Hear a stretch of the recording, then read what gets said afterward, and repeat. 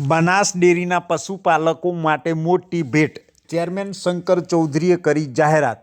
પશુપાલકો માટે બનાસ ડેરીએ નવા વર્ષ માટે નવી મોટી ભેટ આપી છે।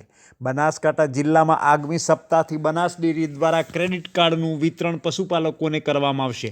આ અંગેની જાહેરાત બનાસ ડેરીના ચેરમેન શંકર ચૌધરીએ કરી હતી, જે વિતરણ કાર્યક્રમ દેશના ગૃહપ્રધાન અમિત શાહ પણ તે પ્રસંગે ઉપસ્થિત રહેશે।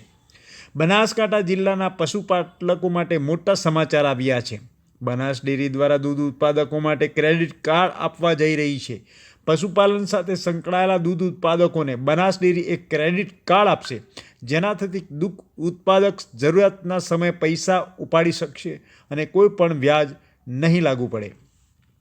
50,000 સુધીની આ પૈસા ઉપાડવાની તેની પર કોઈ વ્યાજનો દર નહીં લાગે। બનાસ ડેરીના ચેરમેન શંકર ચૌધરીએ એક ધાર્મિક કાર્યક્રમમાં હાજરી આપવા વેળા અંગે જાહેરાત કરી હતી। તેઓએ કહ્યું હતું કે આગામી 15મી જાન્યુઆરીથી આ નવી સેવાનો પ્રારંભ કરવામાં આવશે। ક્રેડિટ કાર્ડ વિતરણ અંગે કાર્યક્રમ યોજાશે, જેમાં દેશના ગૃહપ્રધાન અમિત શાહ પણ ઉપસ્થિત રહેશે। થરાદના મુલુપુરુ ગામે શ્રીમદ ભાગવત સપ્તાહ જ્ઞાન યજ્ઞનો કાર્યક્રમ યોજાયો હતો, જેમાં વિધાનસભાના અધ્યક્ષ અને બનાસ ડેરીના ચેરમેન શંકર ચૌધરી પણ ઉપસ્થિત રહ્યા હતા।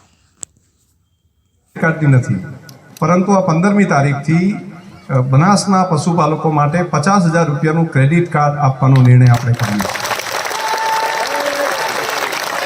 અને એની અંદર કોઈ પણ પશુપાલક દૂધ ભરાવતી માતા બેન એમને એમ લાગે કે તાત્કાલિક પૈસાની જરૂર પડી છે તો પોતે પોતાના કાર્ડમાંથી સીધા 50 રૂપિયા સુધી લઈ શકે।